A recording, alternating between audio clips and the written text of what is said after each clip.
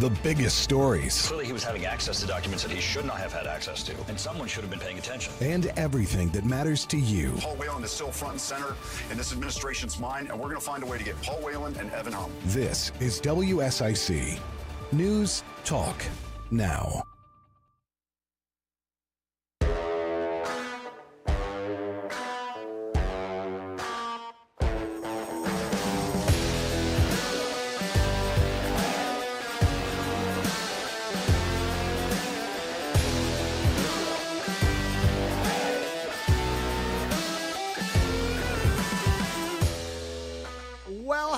Everyone, welcome. You are listening to the Scoreboard. 844 Studio 4. That's the phone number. It'll get you into the studio, part of the show, anything you want to talk about right here. And you can watch the program anywhere you are because of the new WSIC News app available on iOS and Google. I guess it's Google Play Store is what it's called there. Anyway, 844 Studio 4 gets you right here into the studio and part of the program. We have a lot to go over today. We had a national championship game last night. Yeah, I know we've been talking so much about the women's basketball. We almost disregarded the men's. No, we had no intent of disregarding the men's tournament. We had a championship last night. It went about how I expected it to, honestly. UConn, congratulations, back-to-back national champions. And with that, we have a winner for the Merlefest Madness tournament. Yes, we will announce that later on in the show. Stay tuned. Maybe you won. A reminder, the winner gets a 4-pack of Merlefest tickets. And second place, because you did so well, we're going to give you some WSIC gear. You can pick it up right here at Statesville, but we're going to announce that a little later. So stay tuned for that. Also, high school baseball is restarting today. Yes, everybody's playing. We had one game yesterday. Everybody's in action today. So we'll go over those games, talk about what needs to happen as these teams start to make a push for the playoffs. The end of the month is approaching, and with that is going to come high school baseball playoffs. And hey, look, there's some teams in the area that they need to win now if they want any chance at the playoffs. Also, we had a NASCAR race on Sunday, and as we do on Tuesday, we start talking about the next week ahead, which is the Texas Motor Speedway. But I saw some comments from everybody's favorite senior vice president of competition, Elton Sawyer, about the package for the short tracks and how NASCAR is working diligently to fix it. Sounds promising, right? Yeah, it's not promising. I hate to be the bearer of bad news, but I don't think it's good news. We'll also talk about the NHL today as the Hurricanes are in action, as well as the team that they are chasing in the Metropolitan Division, New York Rangers. We had a game that affects the Hurricanes and who they might play in the first round of the playoffs last night. So we need to make sure we let you know what the possibilities are in the NHL. I expect Carolina to win in the first round no matter who they play. They're very deserving, and they should be in the playoffs, and they should be a second round team.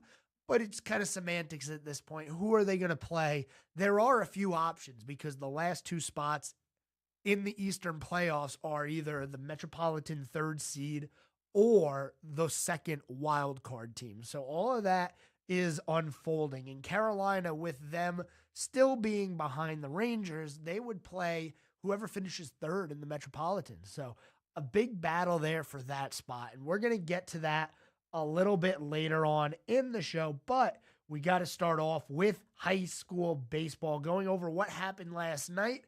Lake Norman, the Wildcats, they went on that nice 9-game winning streak in the middle of the year. Man, they were on fire. They were beating every team. They were putting up double digits. Now they've seemed to have floated back down to earth here. As I told you yesterday that they were taking on Cox Mill High School, one of the best teams in the area, the 11th ranked team in North Carolina, one of the best teams in the 4A Greater Metro. Cox Mill is actually currently 9-0 in conference. And unfortunately, Lake Norman was not able to steal one away. They did drop the game, but they were very competitive. And that is the biggest thing, in my opinion. Cox Mill scored the game-winning run in the 6th inning. This was a 2-2 game up until then, with both teams trading runs in the 1st and the 3rd innings. Also, I'll tell you what, even though Lake Norman lost, I expect them to get a little bit of love in the rankings. They played the 11th ranked school and they held them to 3 runs. Now, Lake Norman only had 2 hits in the game, which, that goes to show Cox Mill they're a really good team. But you play them to a 3-2 loss, that you deserve a little bit of respect for that. So it's going to be interesting to see where they go in the standings from here.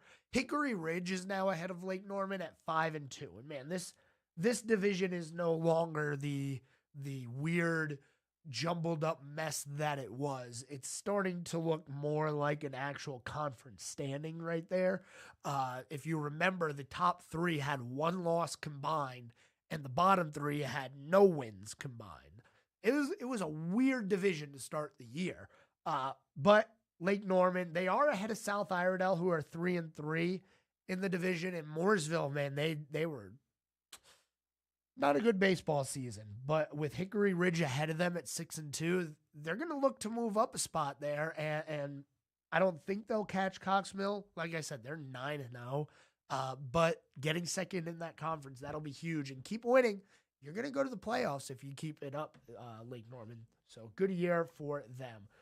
Starting to preview what's going on around the area today. So Lake Norman, they are not in action today. They have a day off, and then they resume tomorrow against West Rowan. But everybody else is in action today, starting with Mooresville High School. Told you they've had a rough year. 2 wins so far on the year at, 2-14 is not where they want to be at all. They had a good football season and basketball season. Baseball just, can forget about it and look to next year, I guess. But, even when you look back to last year's Mooresville team, they were only right at 500. Now, they didn't make the playoffs, but it's a 500 baseball team. Today, they have a chance to get back on schedule as they take on West Cabarrus, who's 3-11. So a couple of tough seasons there are starting to collide. We'll see if Mooresville can come out the other side. Statesville, Northwest, South Iredell, they are all in action today as well in the baseball things. We're going to get to that on the other side of the break. Don't go anywhere. And by the way, stay tuned. Coming up in the next segment, we are going to announce the winner of Merle Fest Madness. Who's it going to be? Who is getting 4 tickets? And who finished second? You're going to get some swag from WSIC. Stay tuned for that. We'll have that for you on the other side of the break. You're listening to The Scoreboard. We're back after this.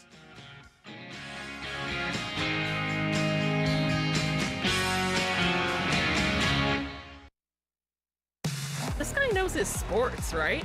There's more of The Scoreboard with Joe Berg on the way on 105.9 100.7 WSIC. Well, rain tapering off as we head through the rest of the evening. We'll stay mainly dry, even though it will still be a bit damp and cool. With a mostly cloudy sky for the rest of our evening. Overnight low temperatures don't really get all that chilly. Comfortably cool as we drop into the mid and upper 50s by early Wednesday morning. A couple of scattered showers could remain for our Wednesday. High temperatures will bump up into the mid-70s. That's your forecast from the WSIC Weather Center. I'm meteorologist Chase Myers. Listen, save, enjoy. The WSIC app, available now in your app store. Here is your WSIC community calendar. This Friday, come enjoy Birkdale Village's weekly Live Under the Oaks concert series. Musician Joseph Gallo delivers catchy tunes, high vocals, and a driving rhythm to sing and dance along. Bring your lawn chairs and enjoy all Birkdale Village has to offer. Music powered by Waves Entertainment begins at 6 p.m. The Kane Center for the Arts presents music, singing, laughs, and dogs. Thursday, see singer and guitarist Joni Shaw Taylor performing. Doors open at 7 p.m. and the show begins at 8 p.m. Friday, 80s music icon John Oates is in concert. Doors open at 7 p.m. with the show beginning at 8 p.m. On Saturday, comedian Jeff Allen delivers laughs twice with shows at 4 p.m. and then again at 8 p.m. Saturday, April 20th, we'll see the Stunt Dog Experience come to Cornelius. This cast of performers and stunt dogs will delight audiences of all ages with high energy excitement from beginning to end. You will witness some of the most incredible stunts and behaviors ever performed by dogs. The experience has amazing tricks, big air stunts, frisbee dogs, athletic feats, and is the most entertaining show of its kind. For more information on these shows and many other programs, visit canearts.org. That's CAIN arts.org. Merle Fest is back April 25th through 28th at Wilkes Community College, featuring nearly 100 performers, including Old Crow Medicine Show, Sam Bush, Turnpike Troubadours, the Teskey Brothers, Nickel Creek, and more. Tickets and information at merlefest.org. Listen every morning to Good Morning LKN and follow WSIC News on Instagram for your chance to win tickets. To keep up with all the events happening around the community and much more, including amazing local deals, download the WSIC News app today. Make radio great again. Hey, WSIC, this is Todd Starnes. The Make Radio Great Again tour is stopping in Statesville on May 24th. It's gonna hit the shame. Join me for a book signing and meet and greet. That's us. That's right. Gotta love this American ride. Sign up to meet Todd Starnes now at WSICnews.com/Todd. Come visit with us on May 24th at the WSIC studio in Statesville. It's the Scoreboard with your host, Sports Director Joe Berg on 105.9 100.7 WSIC.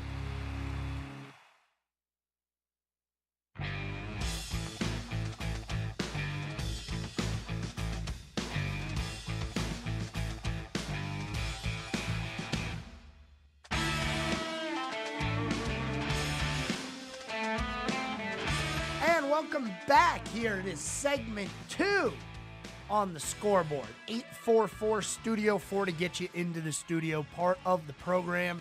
Anything you want to talk about. We're talking high school baseball right now. We got some games going on tonight. Some of them, first pitch is going to be in a little while, if it happens. I mean, we did get quite a bit of rain in the area today. So I'm not sure if everybody's going to get their games in because the sun hasn't been out. And according to my weather radar app, we're going to get a little bit more rain here. And I don't know how widespread it's going to be. But there are baseball games scheduled for today. We told you Mooresville, they have a chance to get back on track tonight. We're going to continue to talk about some baseball teams that are playing, possibly playing, if you will. Starting a little bit further north here with Statesville High School. You know, we like to talk about them right in our backyard here. And the baseball team has had a really rough year. 0-7 currently is the Statesville baseball team. They have a game against Hickory today. It's on the road, so who knows what the field conditions in Hickory are right now. 7 o'clock game, though. Hickory with 2 wins, 2-10 on the year. Maybe Statesville with a chance to get in the win column. At this point, that's all you can do is try to get yourself in the win column. They actually have back-to-back games and quite a few games this week. They have a third coming up on Friday as well. So Hickory tonight, North Lincoln tomorrow, and then East Lincoln on Friday. Tomorrow, they are at home before going back on the road next Friday. So a little bit of a road stand here, but they did have a couple of home games on the other side of spring break. So now they got to get those road games in. That's just the way it goes. So we'll see what Statesville is able to do. North Iredell, 4-5 on the year. They are taking on North Lincoln tonight. North Lincoln is a team that is 10-2. Now, the same schedule here for North Iredell as Statesville, today, tomorrow, and Friday. The only difference is for North Iredell, all of these games this week are going to be on the road. So they are going to be traveling. We'll see if they get them all in. I know we're going to say that all week. There's rain in the forecast. Not sure what's going to happen with that. When I was in high school playing baseball, we played on a field that did not drain water at all. So if it rained 2 days ago, yeah, we're not playing today. The field's still not dry. Anyway, I'm not going to throw out the name of the ballpark. West Iredell is another team with a losing record looking to turn things around. 4-7 on the year tonight, taking on East Lincoln. That's going to be at home. And again, same schedule. We got a game today, tomorrow, and Friday for West Iredell. Complete opposite of North Iredell. This week, all of West's baseball games are going to be at home. So not much travel there, but, you know, with the rain, who knows? Kind of a little bit more familiar, I guess, with the rain in that area. It's going to be wet. It's going to be wet. And if it doesn't rain anymore today, maybe the fields dry out just enough for them to get these games in. But I don't believe that it's going to dry out. I think we're going to get some more rain in the area. So all of these games could end up getting pushed, including South Iredell, who's going to be playing at home tonight against A.L. Brown, one of the better teams in the area. Now, they're on a couple of rough games here. They've lost 4 of their last 5 after, man, what a hot start they had. They got to turn things around, though, and they have a chance tonight against A.L. Brown, who is 6-9 on the year, so not as good in the record books as South Iredell, but, you know, that's why you play the game. The interesting thing about South Iredell's schedule from here on out is it's a lot of home and home. So they play A.L. Brown at home today, and then they go on the road Friday to play at A.L. Brown. Next week, they got Mooresville at home, then they go on the road to play Mooresville. 2 home games against Forbush and Bandy's, and then they have an away game against Cox Mill and finish with a home game against Cox Mill. So they're playing the same opponent 2 times in a row for a majority of the rest of the season here.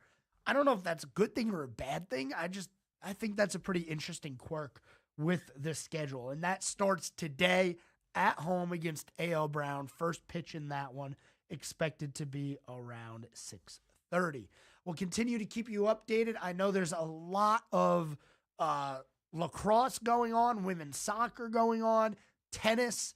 There are a lot of spring sports to cover, and we're going to continue to keep you updated on as many of them as possible. Today we did baseball. Tomorrow we're probably going to change it up a little bit, talk about a different sport that's going on during the spring.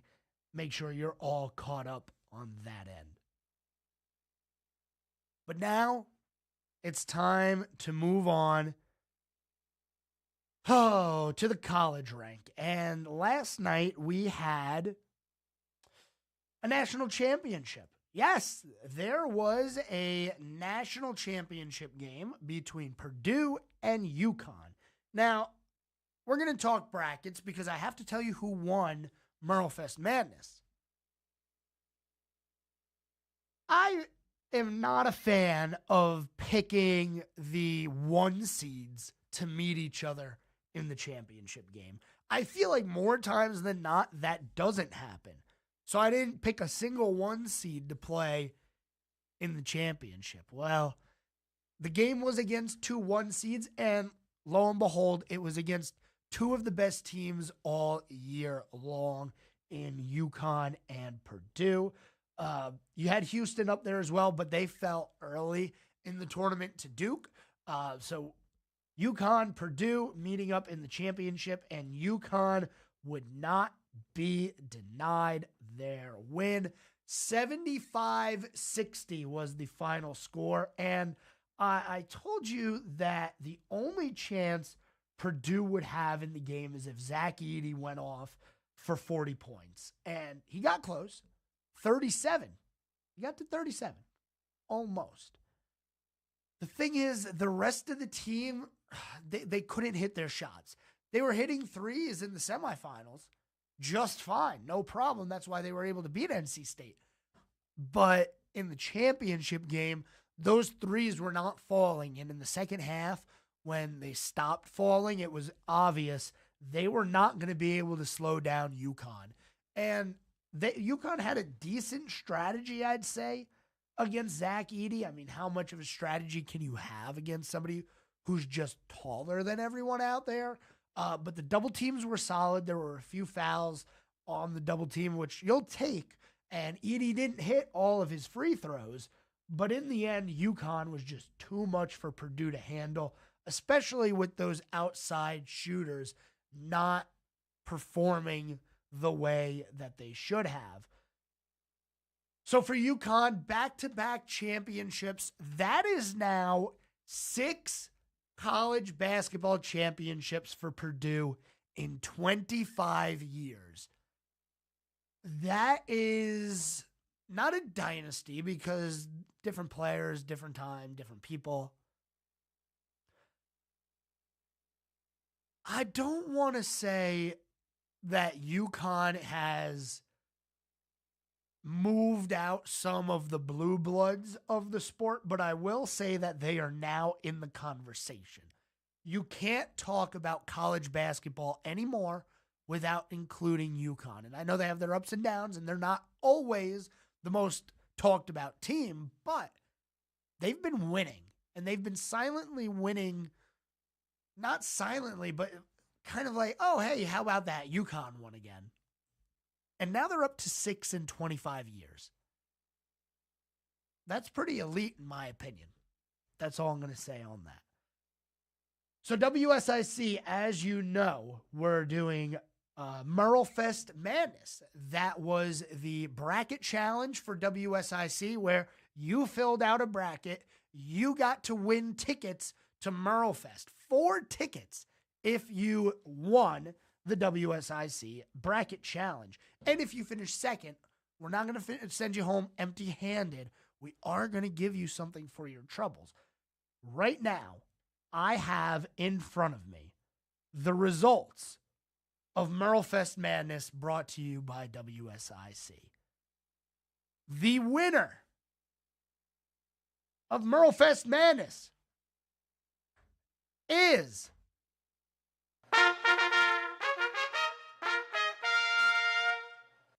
Joe Nelson. Congratulations to you, Joe Nelson. You are the winner. You have won 4 tickets to Merlefest. Yay! Congratulations, Joe. I'm not mad. I'm upset my bracket didn't do well. But you had UConn winning it all.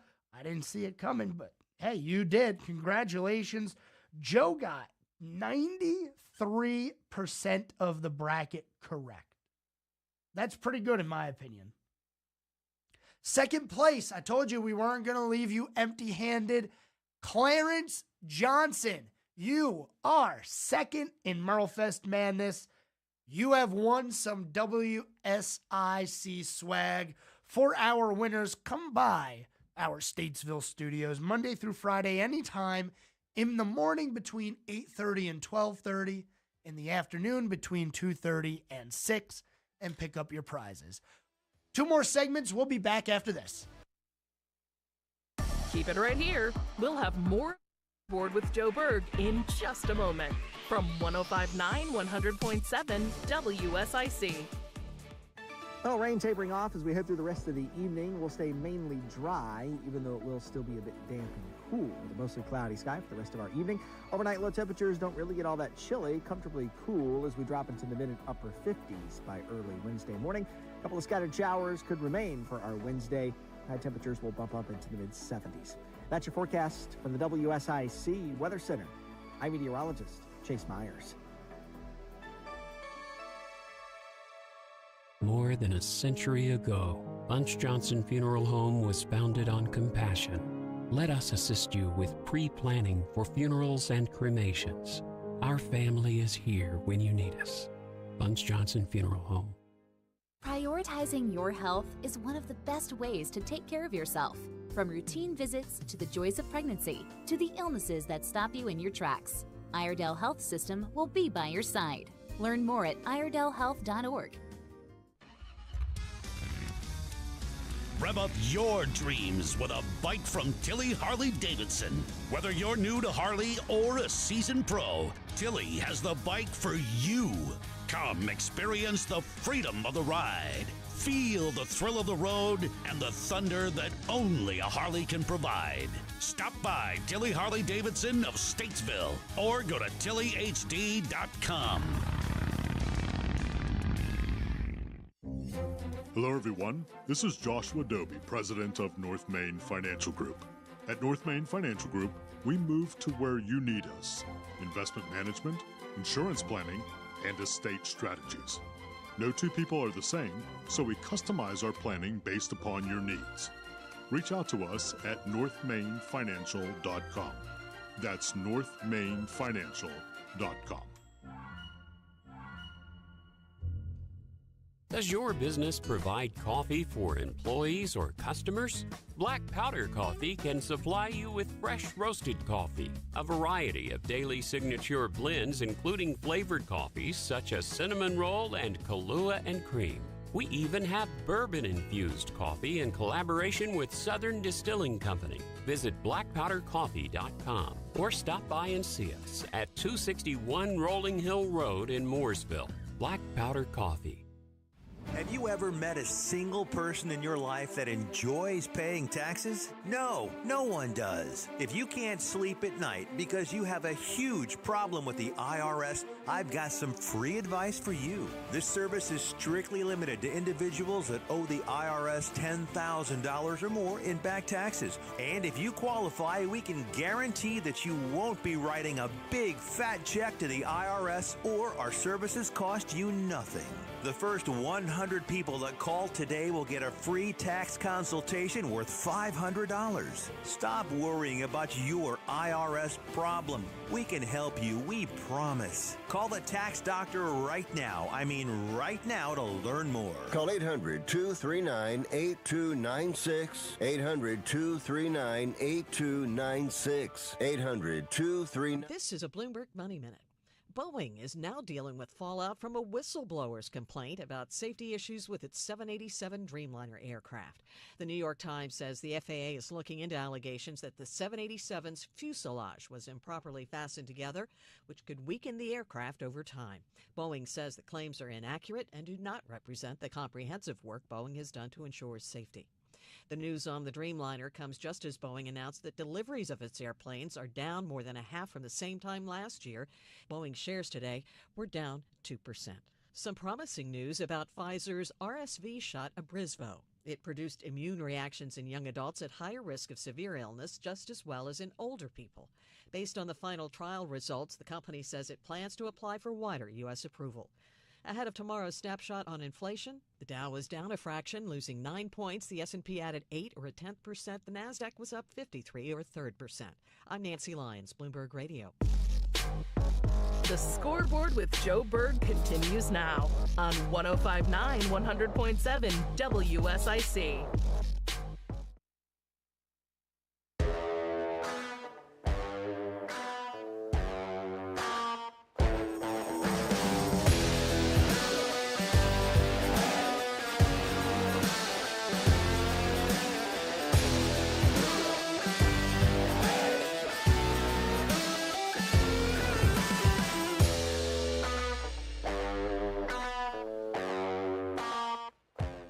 Everyone, welcome back. We are halfway through today on the Scoreboard. 844 Studio 4. Still the phone number to get you into the program, part of the show. Anything you want to talk about right here on the scoreboard. I'll tell you what. It's been a good day. I know it's a little rainy out there, but we got to give away tickets to Merlefest with our Merlefest Madness bracket challenge. Congratulations, Joe Nelson. You are the winner. I hope you go and send us some photos or something like that. Anyway, so we move on from high school basketball or college basketball into the world of baseball, which is now going to become something that's more prominent in the sports world. Also, at least for this area, we're also going to be moving into the NHL playoffs. Now, I know the Hurricanes aren't extremely local, and if you want extremely local, I urge you, the Checkers are doing very good this year. Go check them out, no pun intended. They're no longer affiliated with the Hurricanes, though. I think that's kind of weird. Technically, Carolina, the Hurricanes don't have an AHL team right now. It is a weird situation where their affiliate said, hey, we're not going to be an NHL affiliate anymore. We're just going to compete in the American Hockey League. And sorry, we're terminating our contract. So there's no affiliate right now for Carolina. But the Hurricanes are good, and they are going to the playoffs. And that is something that you cannot deny because it's already been clinched. We already know Carolina's going to the playoffs. Now, what we don't know is who they'll be playing and where they'll be seated. So right now, 4 games remaining in the NHL season for both the Carolina Hurricanes and the team that they're trying to pass, the New York Rangers. Right now, Carolina is 5 points in the standings behind New York. In 4 games, the maximum amount of points that you can get is 8. So they are not eliminated from that just yet, but the math isn't there. It's really tough. It's going to be, it's not going to have anything to do with how Carolina plays as long as they win, because they can win and not gain anything in the standings right now, especially if the Rangers, they look like they have over the past few weeks.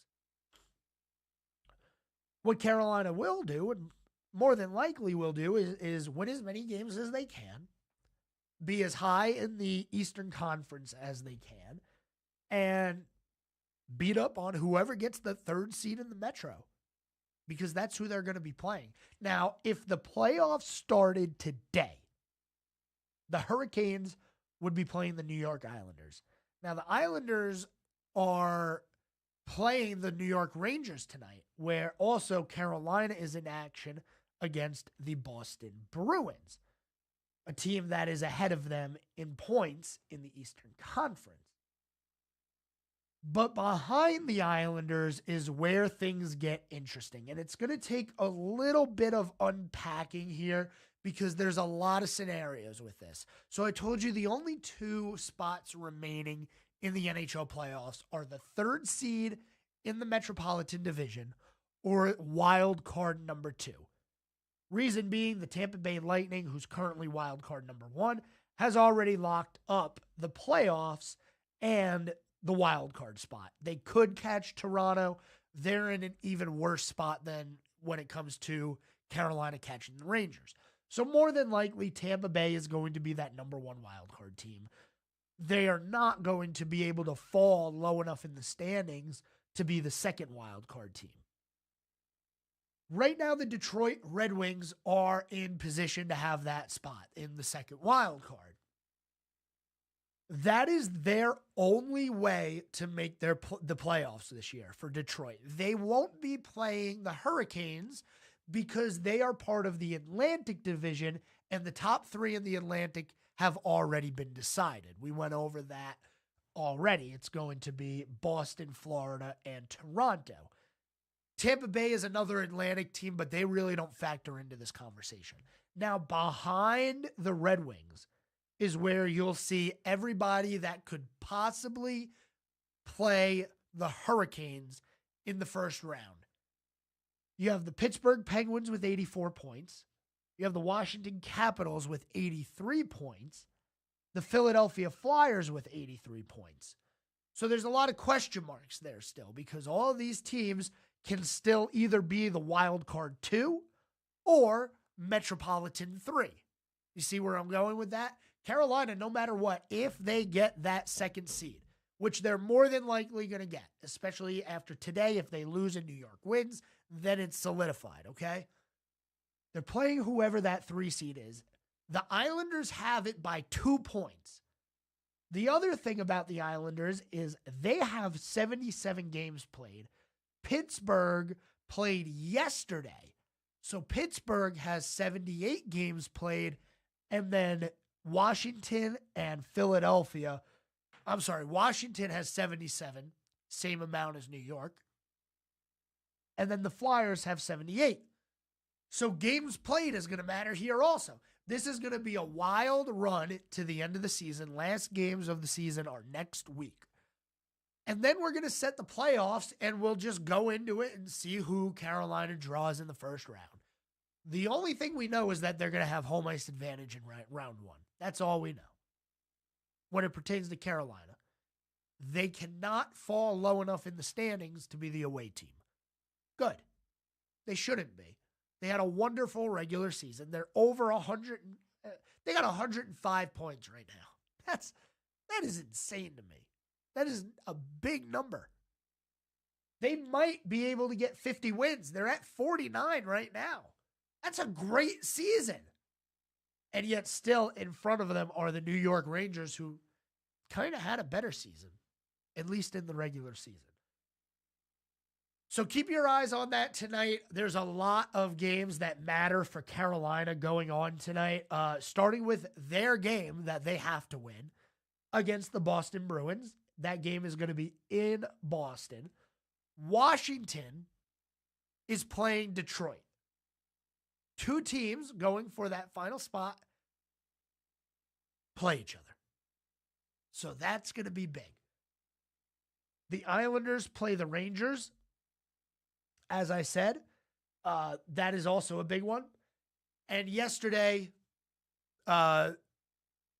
Pittsburgh played, and they lost. So Pittsburgh lost their game last night. That is massive in the standings, because if they would have won that game, they'd then have 86 points. They would jump ahead of the Islanders. See how quick this can all change? I mean, one day, and everything can be different. We won't know until the last day of the season. We can talk about it. We can predict it. We can say, oh, this is who we want. We don't want this team. And now there is something to that. I wouldn't want the Pittsburgh Penguins right now. I wouldn't. I know they just lost last night, but they are hot. They are a team that just fought their way back into the playoffs. Same thing with the Washington Capitals. They've kind of been out for a while, or at least teetering on out. All of a sudden, here they come winning a few games. Alex Ovechkin starts scoring again. Now you got to worry about the Capitals. I don't like saying this. I don't like saying, no, we want this team over this team. But if you're looking at that and you just want to get through round 1 and you're saying, man, who could Carolina face in round 1 that would really be not an easy way to round 2, but you can take a little bit of a deep breath, that team is Philadelphia. They've been in that Metropolitan 3 spot for the entire season. And here at the end of the season, they're starting to fade a little bit. I don't know if they're going to hang on. I think Philadelphia is going to miss the playoffs, and I really think Carolina is going to end up playing the Pittsburgh Penguins in round 1. We'll have NASCAR on the other side of the break. Don't go anywhere. Back after this. Keep it right here. We'll have more of the Scoreboard with Joe Berg in just a moment from 105.9 100.7 WSIC. Well, rain tapering off as we head through the rest of the evening. We'll stay mainly dry, even though it will still be a bit damp and cool, with a mostly cloudy sky for the rest of our evening. Overnight low temperatures don't really get all that chilly, comfortably cool as we drop into the mid and upper 50s by early Wednesday morning. A couple of scattered showers could remain for our Wednesday. High temperatures will bump up into the mid-70s. That's your forecast from the WSIC Weather Center. I'm meteorologist Chase Myers. Listen for this sound.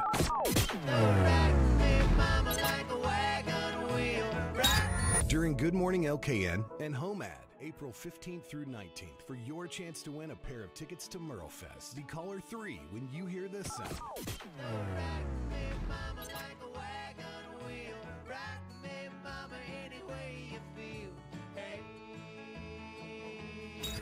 And call in for your chance to win tickets to Merlefest. Here is your WSIC community calendar. This Friday, come enjoy Birkdale Village's weekly Live Under the Oaks concert series. Musician Joseph Gallo delivers catchy tunes, high vocals, and a driving rhythm to sing and dance along. Bring your lawn chairs and enjoy all Birkdale Village has to offer. Music powered by Waves Entertainment begins at 6 p.m. The Kane Center for the Arts presents music, singing, laughs, and dogs. Thursday, see singer and guitarist Joni Shaw Taylor performing. Doors open at 7 p.m. and the show begins at 8 p.m. Friday, 80s music icon John Oates is in concert. Doors open at 7 p.m. with the show beginning at 8 p.m. On Saturday, comedian Jeff Allen delivers laughs twice with shows at 4 p.m. and then again at 8 p.m. Saturday, April 20th, we'll see the Stunt Dog Experience come to Cornelius. This cast of performers and stunt dogs will delight audiences of all ages with high energy excitement from beginning to end. You will witness some of the most incredible stunts and behaviors ever performed by dogs. The experience has amazing tricks, big air stunts, frisbee dogs, athletic feats, and is the most entertaining show of its kind. For more information on these shows and many other programs, visit canearts.org. That's CAIN arts.org. Merlefest is back April 25th through 28th at Wilkes Community College, featuring nearly 100 performers, including Old Crow Medicine Show, Sam Bush, Turnpike Troubadours, the Teskey Brothers, Nickel Creek, and more. Tickets and information at merlefest.org. Listen every morning to Good Morning LKN and follow WSIC News on Instagram for your chance to win tickets. To keep up with all the events happening around the community and much more, including amazing local deals, download the WSIC News app today. It's the Scoreboard with your host, Sports Director Joe Berg on 105.9 100.7 WSIC.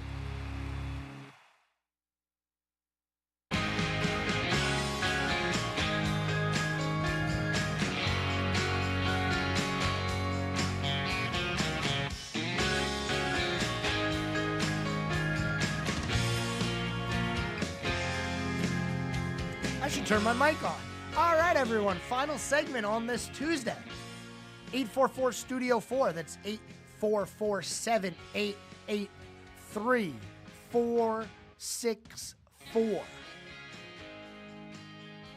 going to get into NASCAR, but again, congratulations to you, Joe Nelson, for winning Merlefest Madness, as well as Clarence Thomas. Second place, you did win a prize. You are not going home empty-handed. We're going to get into NASCAR here. Congratulations to William Byron and Hendrick Motorsports and yada, yada, yada. All of that. Let's talk about short track racing in general. I'm a little bit upset today. There's an article by Zach Albert of NASCAR.com that was posted a little bit earlier today. And it was a conversation with Elton Sawyer, Senior Vice President of Competition over at NASCAR. Here is a quote that I think is important, that I think everybody should know. This is what they think at NASCAR is wrong and needs to be fixed. Here's the quote from Elton Sawyer. As far as the product on the racetrack, I think we can't lose sight of the fact of what happened at Bristol a couple of weeks ago. I think we're not naive to this. We as NASCAR want our short track package to be better. We want the racing to be at the top level that super speedways and our intermediate tracks are at today. I promise you we are working as hard as we can with Goodyear, and we need to work harder. That's the bottom line. We need to work harder to come to a place where, as I said a couple of weeks ago, we need to figure out how to bottle up what we learned at Bristol and also what we learned in the first 30 laps at Richmond last week on how that race unfolded. The tires and the way they wear and the way the drivers had to manage that tire wear and tire fall off is really what we're trying to achieve. When you can go out on any track, especially short tracks, and you can run it 10 tenths and the equipment will take it and the tires will take it, then you're taking all the skills away from the drivers. So we are, as I promise, and I promise our fans, we are working daily to try and come up with a tire that will give us short track racing that we are all looking for.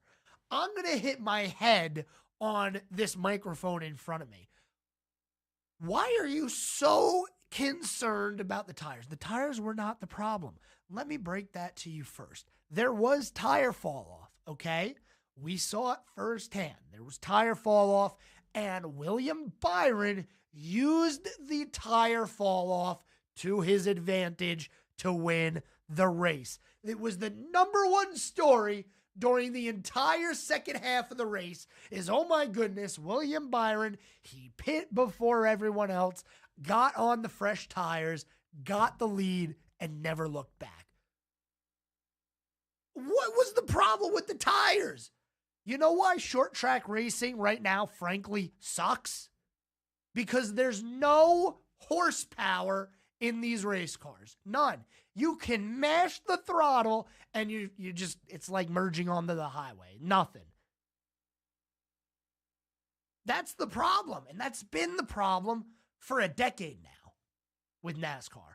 Maybe not a decade. We did have that one year where they had like 950 horsepower and it was amazing. A great year.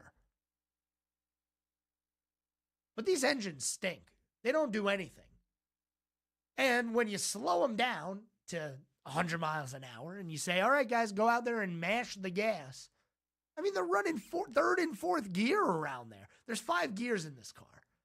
At Martinsville, they're running third and fourth gear. And they can put their foot on the floor in those gears. That should tell you all you need to know about how much horsepower is in these race cars. It's terrible. And it's embarrassing. Because nobody can do anything.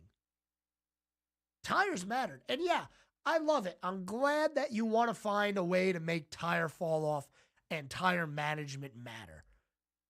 But don't make that be the only thing that these drivers have to worry about.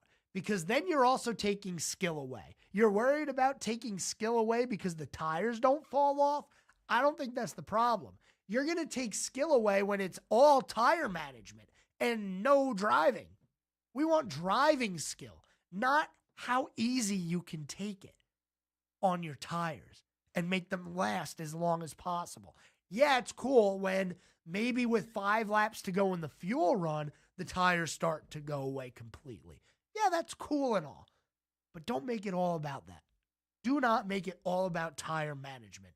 It should be about, hey, how hard are you going to put your foot on that throttle coming out of the corner?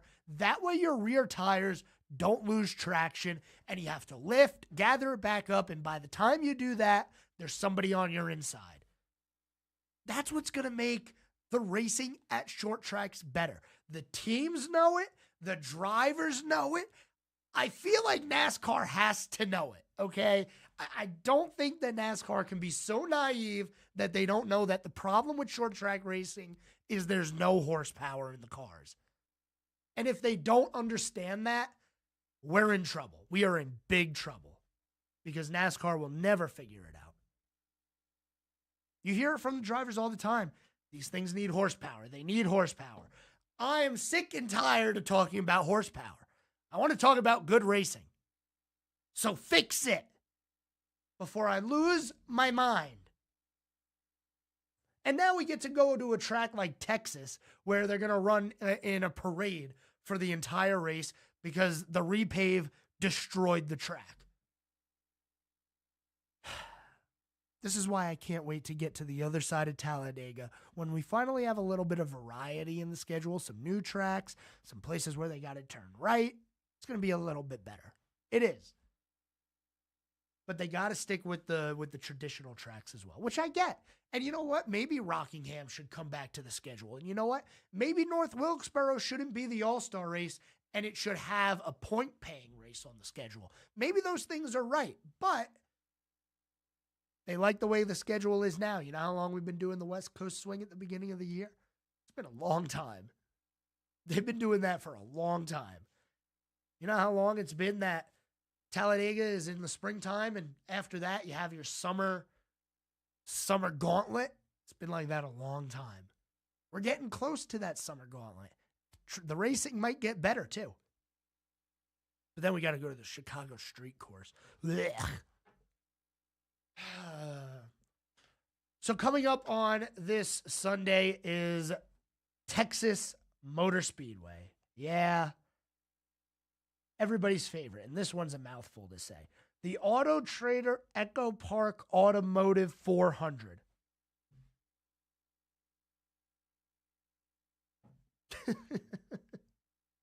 I hope that silence is loud for everyone, because that's a mouthful. I can't wait for the green flag. And it's the start of the Auto Trader Echo Park Automotive 400. Yeah, it sounds like an auction. Anyway, you can catch that race right here on WSIC, 2:30 on Sunday. This race is being broadcast by PRN, the Performance Racing Network. Let's go ahead and hear from a driver going into Texas here. Ross Chastain talked about how difficult Texas Motor Speedway is, and also Chastain's been on his side at Texas Motor Speedway before, so that goes to show you how hard it is. Here's what he has to say about the difficulty of Texas Motor Speedway. Racetrack-wise, of course, we all wish we could do more there. I wish I could pass more. It's truly one of the hardest tracks to pass, in my opinion. So it makes, when I get a pass done, I like sometimes physically celebrate in the car on the next straightaway because I just did it. I did the what I thought was impossible. Yeah, timing that out, and then as it ages, hopefully it opens up a little bit more and more. Put some horsepower in these cars, NASCAR. If you have drivers going down the backstretch fist pumping because they were finally able to get past somebody because the cars are just way too even and all you have to do is mash the throttle, put some horsepower in the car, get them off the ground a little bit, make the drivers work. We're going to have a lot more Texas previewing to do during the week, but man, NASCAR is so off base with what they think is wrong. What's wrong is the cars. It's the cars, and it's going to come down to the cars until they go to the next gen car. This is the next, I mean the next generation of car. Hopefully things get better before then, but until that, I don't have much faith. You know, you don't have the smartest of people, it seems like, up there. Get some former drivers in there. Get someone who knows what the car does to make these important decisions. And that's all I'm going to say about NASCAR today, because it's just, they don't get it. And I don't know if they will ever get it. All right. Do we have time for this day in sports history? I don't think we do. We kind of ran up to the end of the show here. Well, thanks everybody for tuning in today to the Scoreboard. Also, coming up this weekend, the Masters. Yeah, Masters weekend. So we got that to look forward to as well. Do you think Tiger Woods is going to have a miracle? What other golf stories are there? Live? You want to talk about live golf? Nobody wants to talk about live golf. I'll talk to you guys tomorrow. We will get into live eventually. Not much going on in the summer. Thanks for tuning in, everyone. I'll talk to you tomorrow. Have a good night.